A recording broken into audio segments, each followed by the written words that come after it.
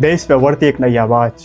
उम्र इतनी कम कि शायद आने वाले लोकसभा या विधानसभा चुनाव में वोट देने का अधिकार भी ना हो, लेकिन सवाल इतने बड़े कि बड़े बड़े नेताओं को ऐसे कर दे। नाम जैन अल्फा।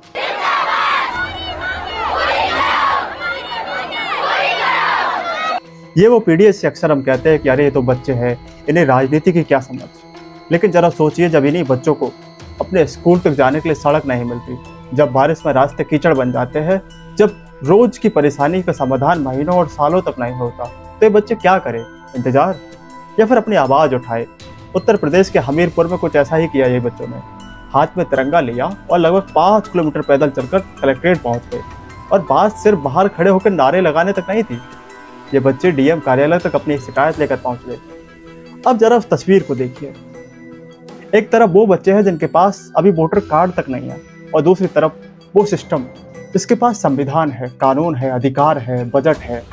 फिर सवाल उठता है कि जिस काम के लिए सरकार को खुद आगे आना चाहिए, उस काम के लिए बच्चों को कलेक्ट्रेट तक क्यों जाना पड़ा?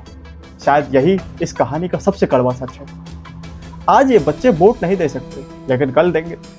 और शायद उस दिन सवाल सिर्फ सड़क का नहीं रह जाएगा, सवाल होगा आपने हमारे बचपन के लिए किया क्या? क्योंकि नई पीढ़ी सिर्फ भाषण नहीं सुनना चाहती, वो परिणाम देखना चाहती है। उसे जाति के नाम पर बहलाना मुश्किल होगा, धर्म के नाम पर हमेशा रोकना मुश्किल होगा, और फिर चुनाव के समय किए गए वादों को शायद उसका भरोसा तुम जीत नहीं पाओगे।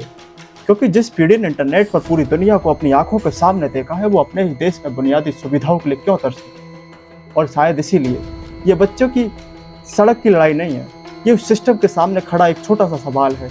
अगर हम बच्चे होकर अपनी आवाज़ उठा सकते हैं, तो बड़े होकर इस देश को, इस सिस्टम को क्यों नहीं बदल सकते? आज इनके पास वोट नहीं है, लेकिन आवाज़ है, और इतिहास गवाह है, जब आवाज़ें मिल जाती है तो उम्र छोटी हो या बड़ी, बदलाव बड़ा होता है। और जंतर मंतर से उठी छात्रों की आवाज़ आज हर छात्र, चाहे वो जैन जी हो या जैन अल्फा, हर छात्र के आवाज़ एक सवाल कर रही है।